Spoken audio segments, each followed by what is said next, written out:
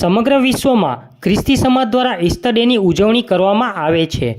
એવી જ રીતે ગુજરાત રાજ્યના ભરૂચ જિલ્લાના ઝઘડિયા તાલુકામાં ઈસ્ટર ડેની ઉજવણી કરવામાં આવી હતી।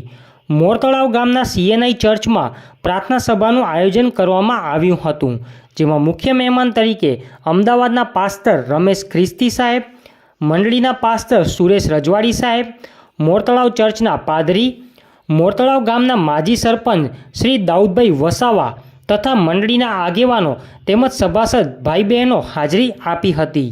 જુઓ, ચોકીદારોમાંના કેટલાયે નગરમાં જઈને જે થયું તે સગળું મુખ્ય યાચકોને કહી દીધું।